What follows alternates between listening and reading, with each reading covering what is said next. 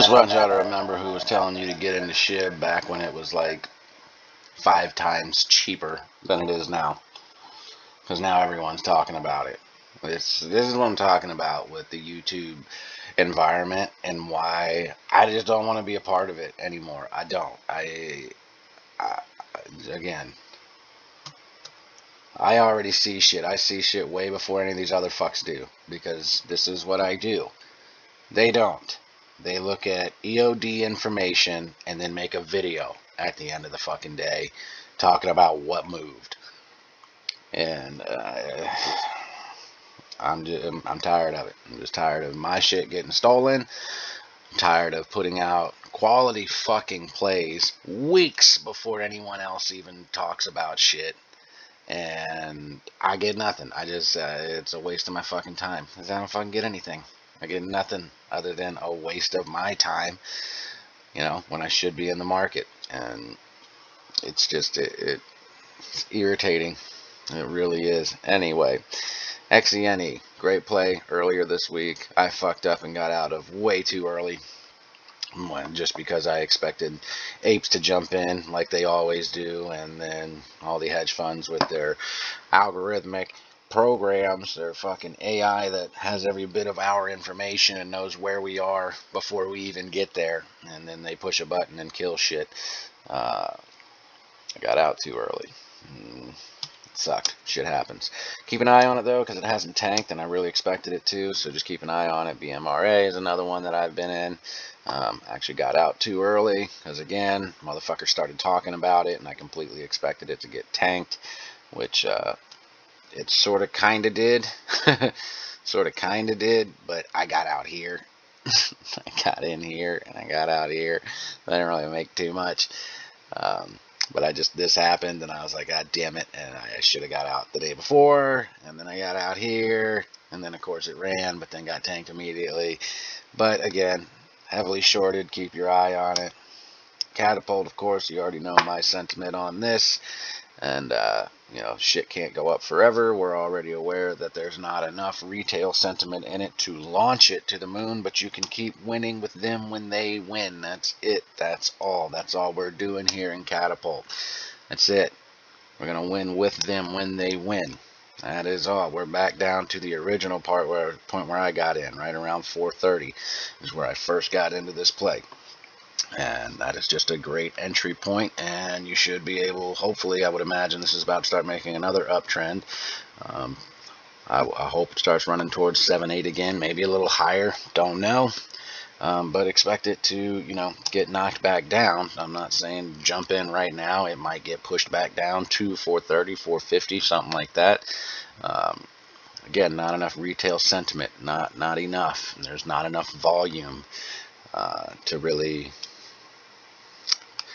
for me to really say, hey, you need to get back in now if you're not already in. But I think it's coming because, again, retail's not in this. The volume is very evident, but these guys are getting to a point now. We're coming up on 30 days. 30, 35 days seems to be the favorite time to close out positions, and you'll see spikes in volume and whatnot. But you guys already know we're at on Catapult. Prague is Prague. I got so fucked right here. Same day I got out of fucking Zine, I stayed in this because I'd been riding it for a couple days and making profits. And then, of course, the at the money offering, or at the market offering, which is very convenient. There's always something when some crazy shit like this happens. It's supposed to be 13,000 at the market offering. And this was like 26,000 worth of fucking shares that were dumped. So I don't know. That hurt. That fucked me. I did not like that at all. But I'm still back in it because it is still pretty short. And it wouldn't be nothing for it to run back up towards that. It literally happened in a day anyway, pretty much. And it went from under $1 up to fucking two and a half almost. So nothing to say that can't happen again. Keep your eyes on Prague. Everyone's talking about Prague now. CEI, obviously. I wish one of you assholes would have told me there was an options chain in it now, because last time I briefed on it, I said I don't invest in anything that doesn't have an options chain because I don't have the money to. There's no point in me putting $200 into this and then it doubles and yay I made 200. So whoop-de-doo. And how long did that take? A week or two, something like that, when I could be playing with options in something like this and make $200 in a day. But that's all right. It's still might keep running, which is good for some folks that I know have some nice positions in it. SDC, you already know, one I already briefed on forever ago, that everyone's fan favorite now. Who knows? Who knows what's going to happen with this shit? And again, exited a fucking position that I was holding for 2 weeks. I was holding that bitch for 2 weeks for $7, and I got out of it here. And I was like, all right, well, I guess it's not going to fucking go back up anytime soon. And then, of course, as soon as I get out of it, we're up at fucking $7, man. This shit's getting crazy. Absolutely crazy, man. Shib, you already know where we're at on Shib. You already know where I'm at on Shib. Nobody was telling you to get in Shib. Nobody. Not a fucking soul in your YouTube community. And any of the AMC or anything shit was telling you to get into it. Now they're loving it. Now they're all talking about it. Now they're like, what is it? Why should you get in it? What do you... MEIP, another pharmaceutical stock that I don't really fuck with pharmaceutical stocks, but I'm just keeping an eye on this one. I'm not in it. I'm just keeping an eye on it. That's it, because the volume just fucking went from a couple 100,000 to a couple million. That usually signals that there may be another couple million coming in the following day or the day after. So just keep your eye on it. Fold. I like this one. It is short. No one's talking about it again.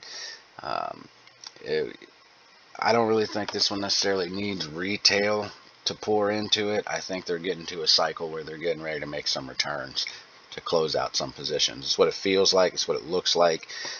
Keep your eyes on it. I have no positions in it, but that may change today. And then NXTID, or NXTD is the ticker. This is another one, and you need to be careful with these things that are under $1, because it's all about the percentage. It's all about the percentage move. So if you're, sitting at 40 cents and you lose 20 cents, that's 50% that you lost on your investment. So if you put $100 into that and it goes down 20 cents, you lost $50.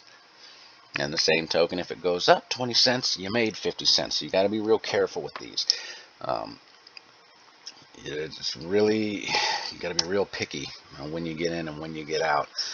But it looks like it's going to want to keep continuing an uptrend.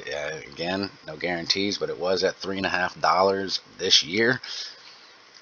So there's an opportunity, in the history that says this has the capability of 10xing. Is it going to? Who knows? But the best you could hope for at anything is, 2x or 3x at best. Just one to keep your eye on. Again, it does have a fucking options chain. So something that's under $1 that has an options chain is very, very rare.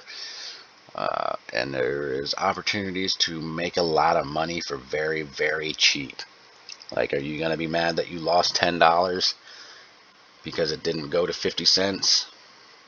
I doubt it. But if it goes like to $1.50, you're going to be making a nice little chunk of change. And you could grab a couple contracts, whatever floats your boat. So they're just ones to keep your eye on. And with that, I am out. Market's about to open.